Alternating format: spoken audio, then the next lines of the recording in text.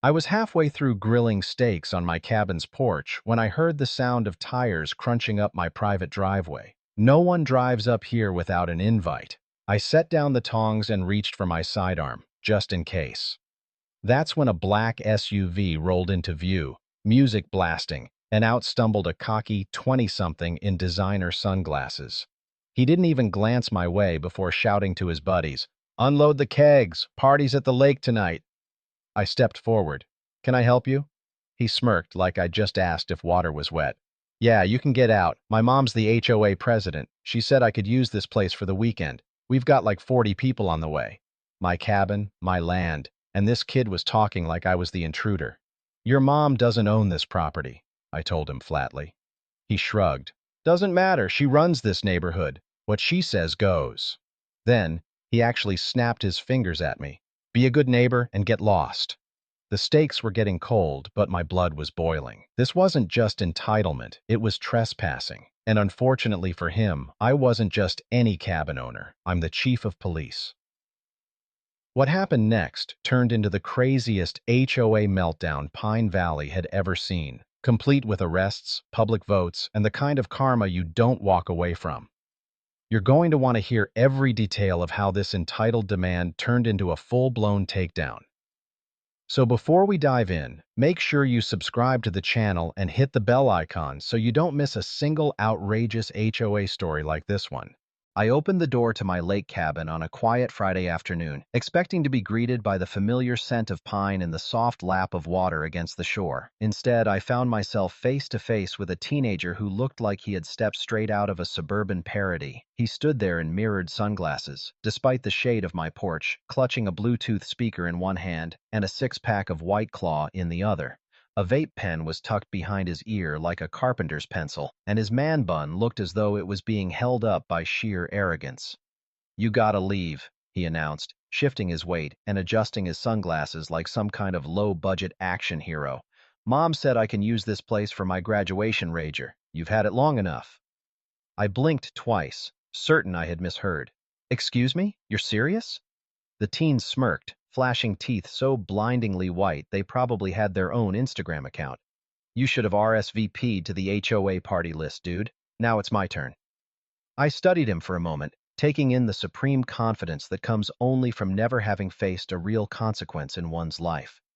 "And your mother is—" "Brenda Fitzgerald," he said proudly, as if announcing royalty. "HOA president. She runs this whole place." He gestured vaguely toward the surrounding woods. "So yeah, you need to clear out by 6. We've got a DJ coming." That was the moment I realized this was going to be a long day. 30 minutes later, his so-called party was broken up by 8 squad cars, 2 K9 units, and 1 boat patrol. Because I wasn't just the cabin's owner, I was Chief Daniel Morrison of the Silver Ridge County Police Department, and this kid had just made the biggest mistake of his young life. But I'm getting ahead of myself. Let me back up a bit.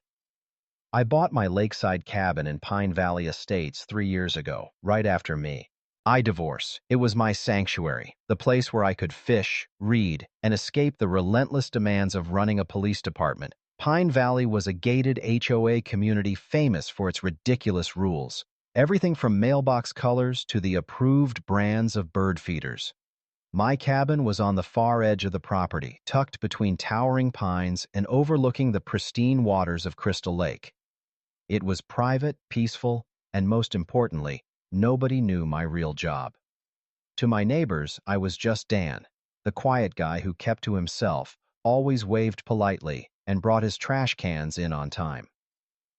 Enter Brenda Fitzgerald, HOA president, self-proclaimed community organizer, and, as it turned out, mother to Tyler, the entitled teenager currently trying to commandeer my property. Brenda was the sort of person who measured grass height with a ruler and sent violation notices for wind chimes that were too melodic. I had managed to stay off her radar until Tyler discovered my cabin while paddleboarding with his friends.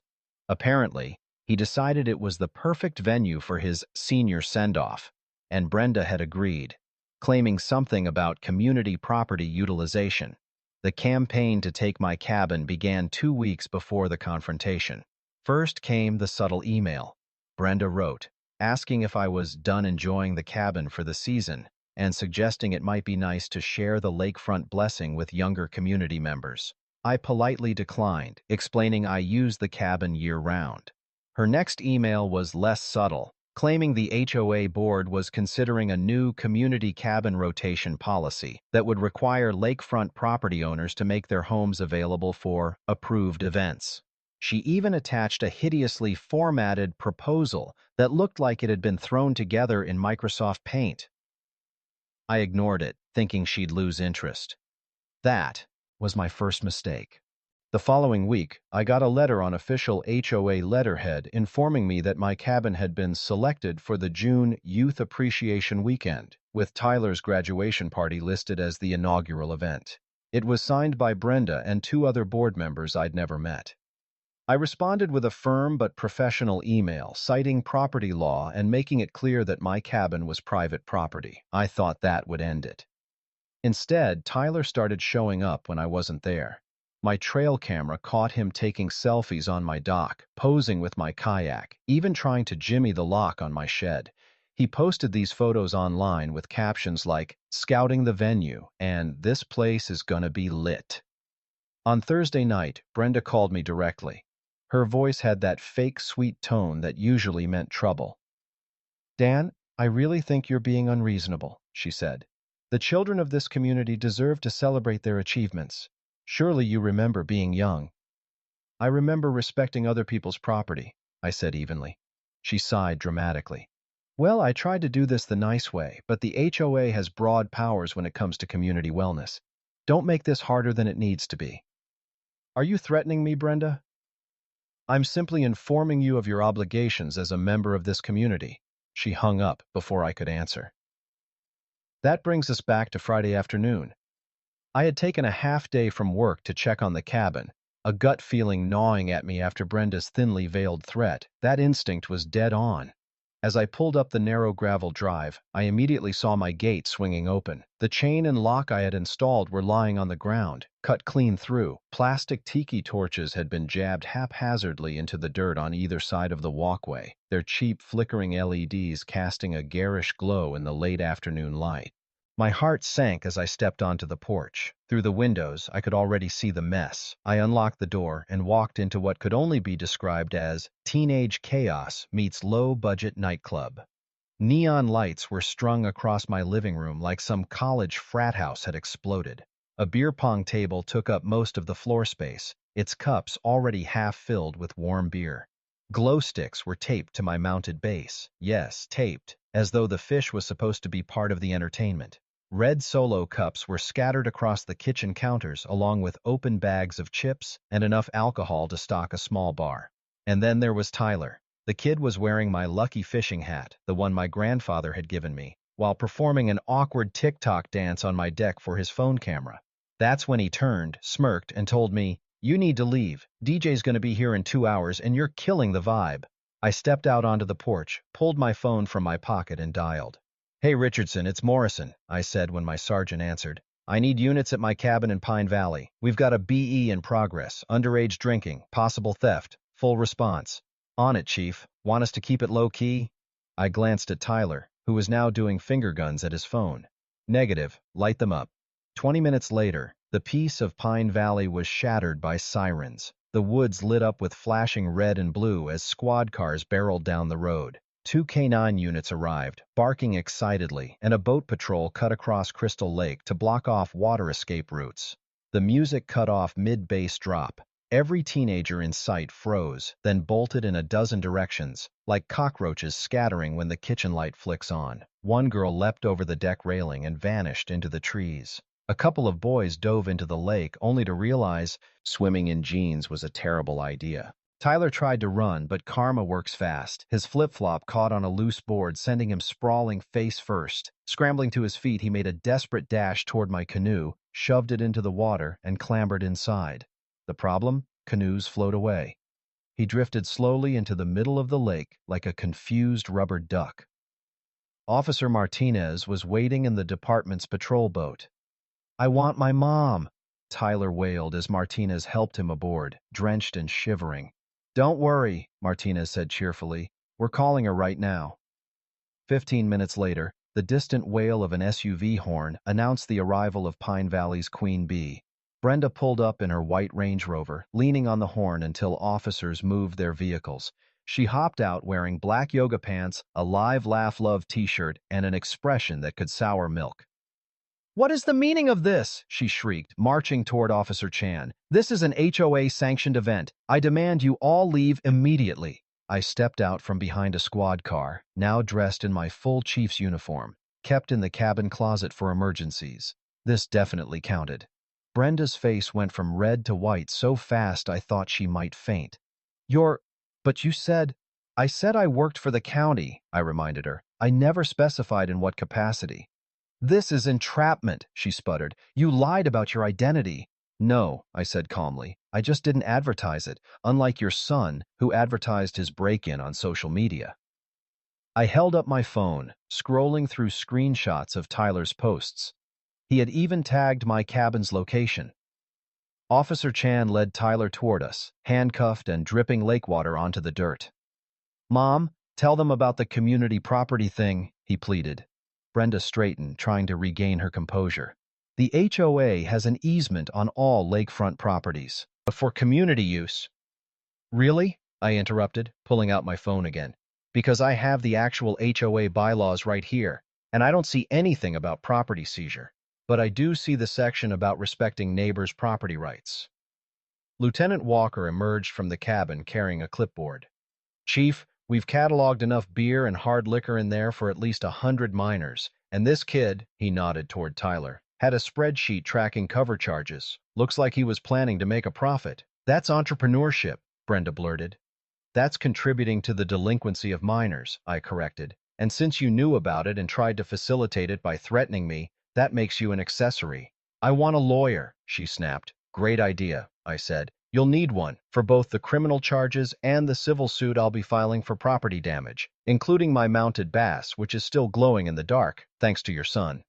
Neighbors had begun to gather along the edge of my property, drawn by the flashing lights and the sound of shouting.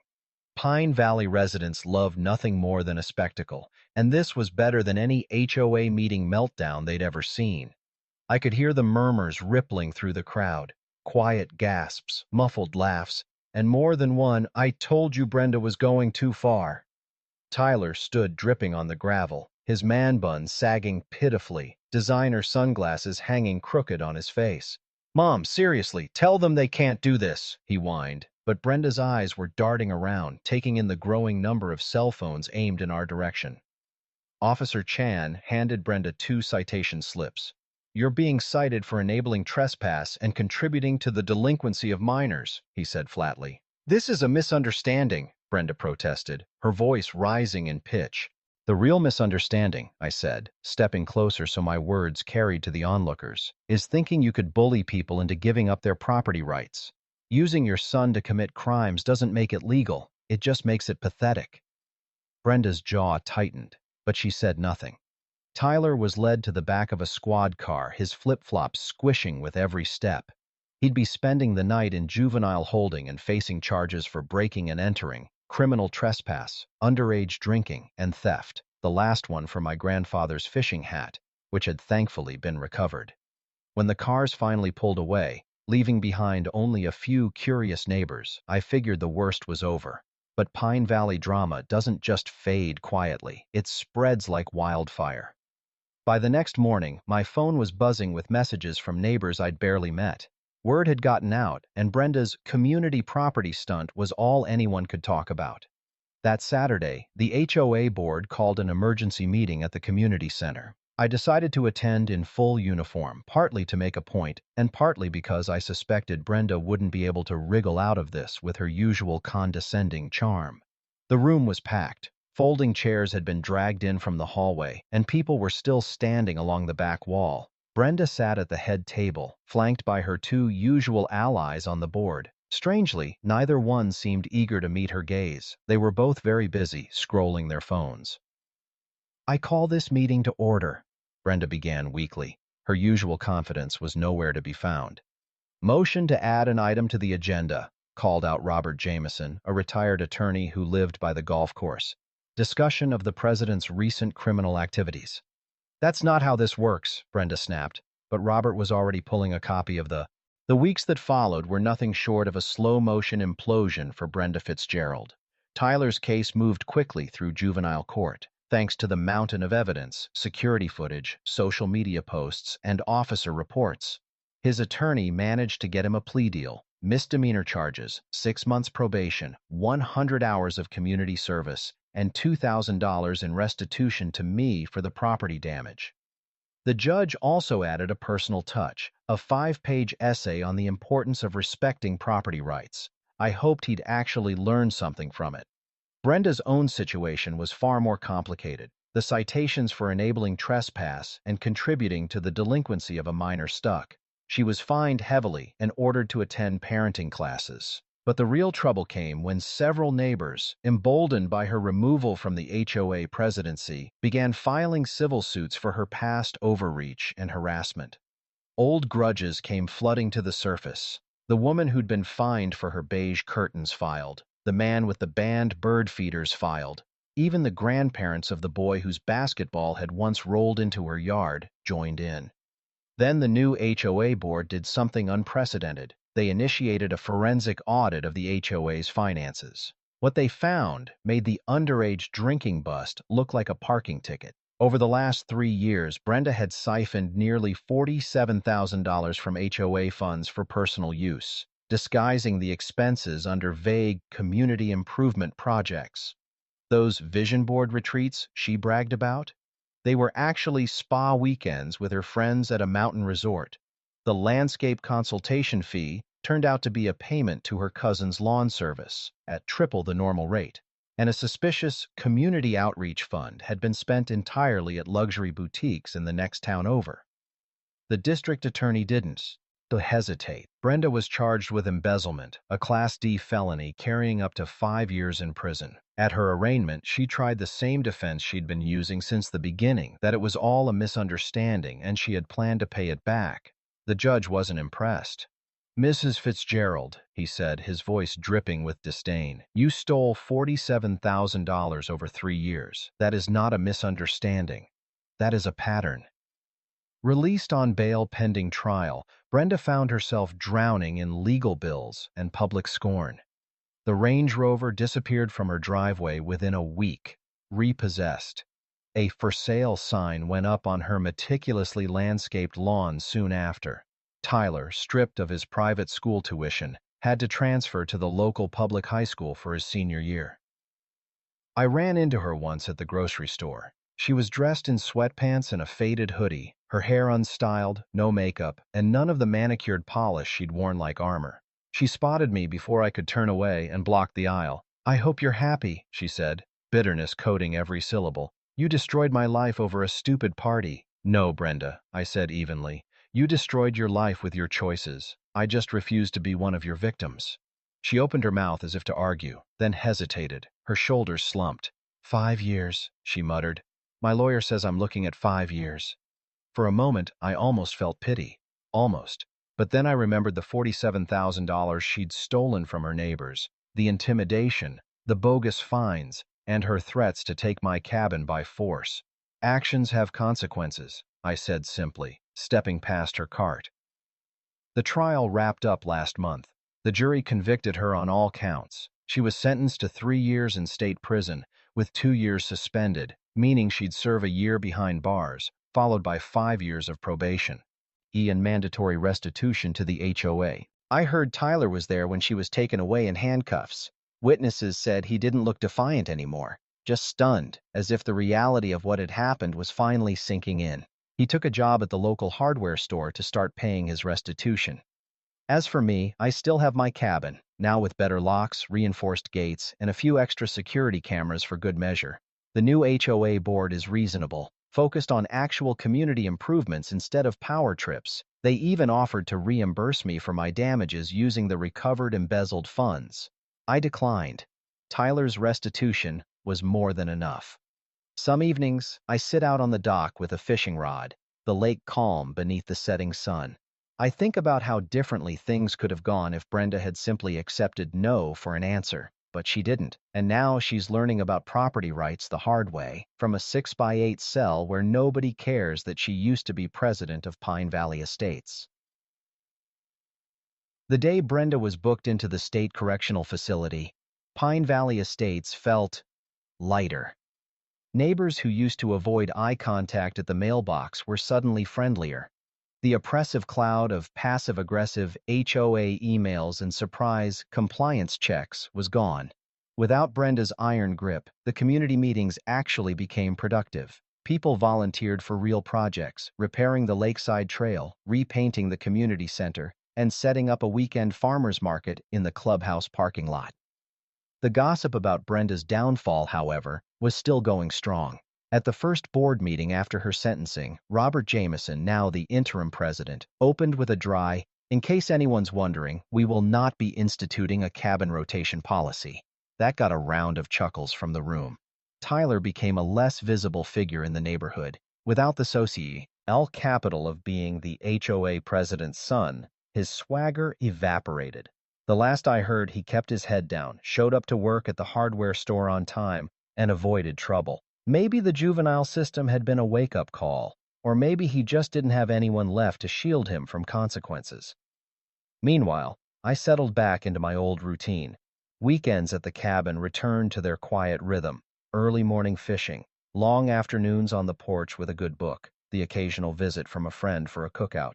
But there were reminders of how close I'd come to losing my sanctuary. The faint scorch mark on the porch railing where one of Tyler's tiki torches had been jammed in too close to the wood, the tiny holes in the wall from where neon light hooks had been nailed above my mounted bass, the memory of my grandfather's fishing hat, crumpled and wet, sitting in an evidence bag.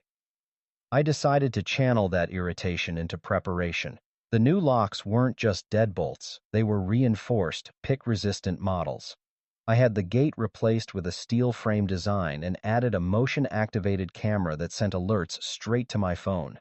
The dock now had discrete cameras mounted beneath its planks, covering both the waterline and shoreline approaches.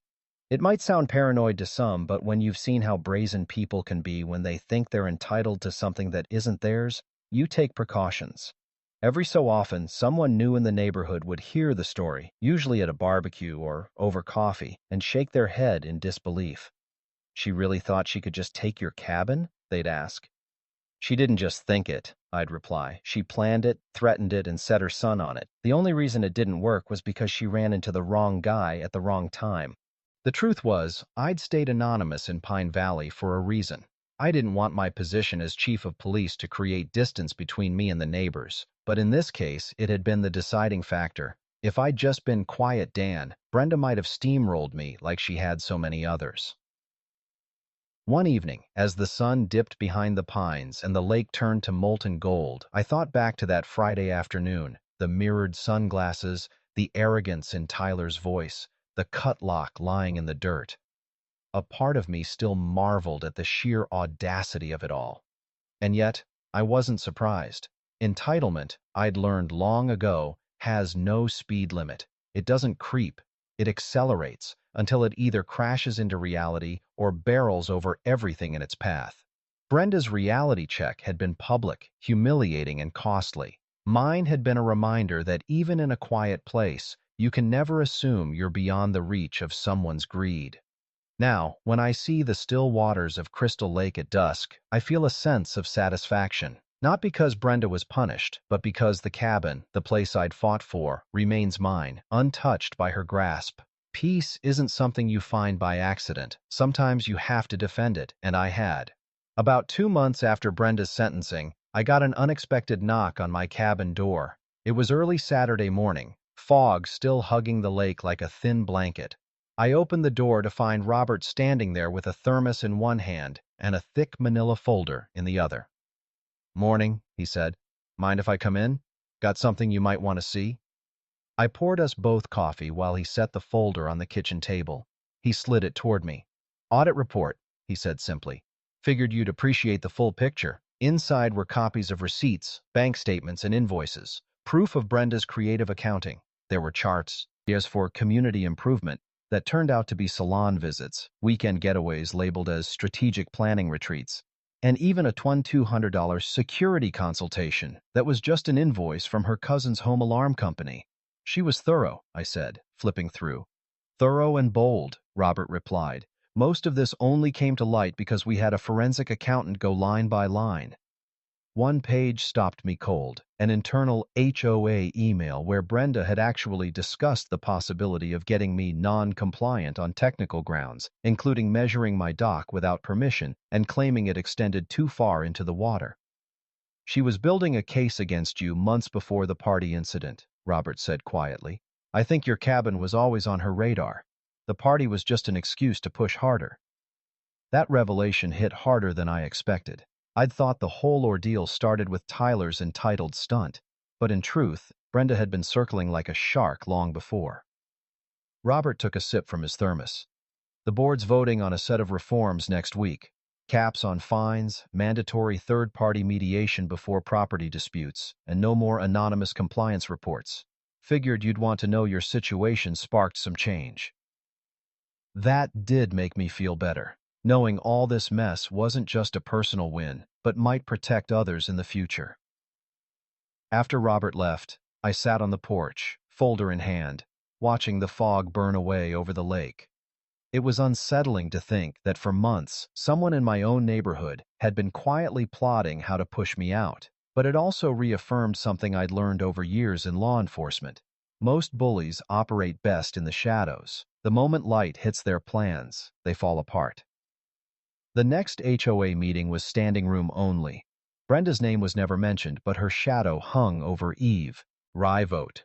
When the reforms passed unanimously, I caught Robert's eye and nodded. He gave me a small smile in return. Afterward, as I was heading to my truck, one of the older residents, a man named Earl who had lived here for 30 years, walked over. "Never thought I'd see the day," he said, his voice gravelly. "What day's that?" I asked. "The day the HOA worked for us, instead of against us," he grinned. "Guess we got you to thank for that." I didn't correct him, but in my mind it wasn't about thanks. It was about standing your ground when someone tries to take what's yours, and making sure they can't do it to anyone else. That night, I slept better than I had in months. The cabin was quiet, the lake still, and for the first time, I didn't feel like I had to keep one ear open for trouble creeping up the driveway. About 2 months after Brenda's sentencing, I got an unexpected knock on my cabin door. It was early Saturday morning, fog still hugging the lake like a thin blanket. I opened the door to find Robert standing there with a thermos in one hand and a thick manila folder in the other. "Morning," he said. "Mind if I come in? Got something you might want to see?" I poured us both coffee while he set the folder on the kitchen table. He slid it toward me. "Audit report," he said simply. "Figured you'd appreciate the full picture." Inside were copies of receipts, bank statements, and invoices, proof of Brenda's creative accounting.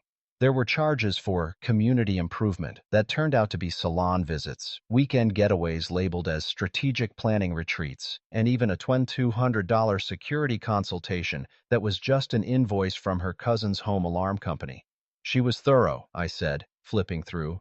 "Thorough and bold," Robert replied. "Most of this only came to light because we had a forensic accountant go line by line." One page stopped me cold, an internal HOA email where Brenda had actually discussed the possibility of getting me non-compliant on technical grounds, including measuring my dock without permission and claiming it extended too far into the water. "She was building a case against you months before the party incident," Robert said quietly. "I think your cabin was always on her radar. The party was just an excuse to push harder." That revelation hit harder than I expected. I'd thought the whole ordeal started with Tyler's entitled stunt, but in truth, Brenda had been circling like a shark long before. Robert took a sip from his thermos. "The board's voting on a set of reforms next week. Caps on fines, mandatory third-party mediation before property disputes, and no more anonymous compliance reports. Figured you'd want to know your situation sparked some change." That did make me feel better, knowing all this mess wasn't just a personal win, but might protect others in the future. After Robert left, I sat on the porch, folder in hand, watching the fog burn away over the lake. It was unsettling to think that for months, someone in my own neighborhood had been quietly plotting how to push me out. but it also reaffirmed something I'd learned over years in law enforcement. Most bullies operate best in the shadows. The moment light hits their plans, they fall apart. The next HOA meeting was standing room only. Brenda's name was never mentioned, but her shadow hung over every vote. When the reforms passed unanimously, I caught Robert's eye and nodded. He gave me a small smile in return. Afterward, as I was heading to my truck, one of the older residents, a man named Earl, who had lived here for 30 years, walked over. "Never thought I'd see the day," he said, his voice gravelly. "What day's that?" I asked. "The day the HOA worked for us instead of against us," he grinned. "Guess we got you to thank for that." I didn't correct him, but in my mind, it wasn't about thanks. It was about standing your ground, and when someone tries to take what's yours, and making sure they can't do it to anyone else. That night, I slept better than I had in months. The cabin was quiet, the lake still, and for the first time, I didn't feel like I had to keep one ear open for trouble creeping up the driveway. Life in Pine Valley eased into a new rhythm. Without Brenda's constant meddling, weekends at the cabin finally felt like weekends again. Coffee on the porch without dreading a compliance letter in Monday's mail. Fishing trips without returning to find some HOA notice taped to the door. But one crisp autumn morning, the peace cracked. My phone buzzed with a security camera alert while I was sipping coffee. A man I didn't recognize was on the dock, looking around like he was trying to make sure no one was watching.